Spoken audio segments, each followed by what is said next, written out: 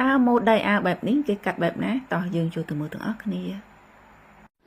សូមបងប្អូនចូលទៅចុច Subscribe ចុចសញ្ញារូបកណ្ដឹងម្នាក់មួយដើម្បីទទួលបាននៅវីដេអូថ្មីៗជារៀងរាល់ថ្ងៃដែលបង្ហាញជូនពីតិចនិចនៃការកាត់តិចនិចនៃការដេរ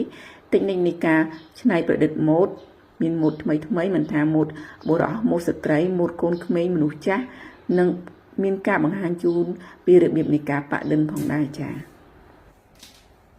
ជាដំបូងយើងធ្វើការវាស់សម្រងដៃអារបស់យើងមកដែលសម្រងដៃអារបស់យើងទីនេះគឺមានប្រវែង23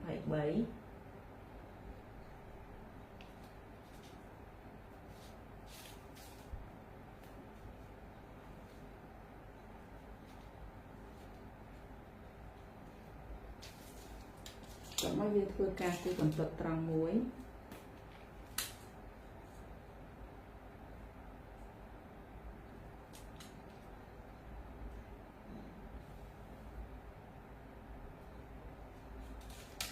តមកទៀតយើងធ្វើការចូល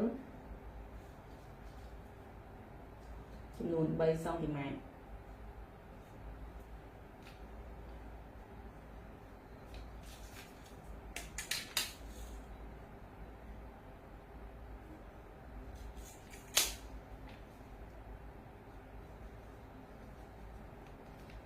ចាំមកយើងវាស់ពីចំណុចសម្រាប់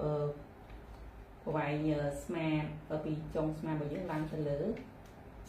ចំនួន10សង់ទីម៉ែត្រ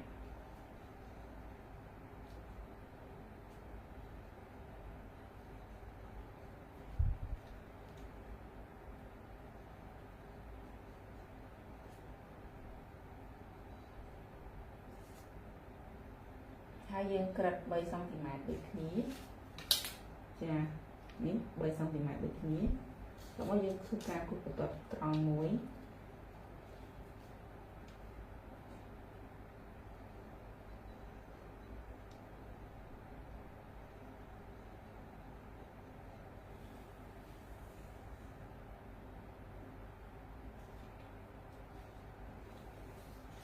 ចាតោះមកយើងមករកគល់គ្លៀករបស់យើងចាគល់ដើមដៃរបស់យើងតាមមានប្រវែងប៉ុណ្ណាចាដើមដៃនៅទីនេះគឺមានប្រវែង30ចា30ចែកអំពីបាន15 30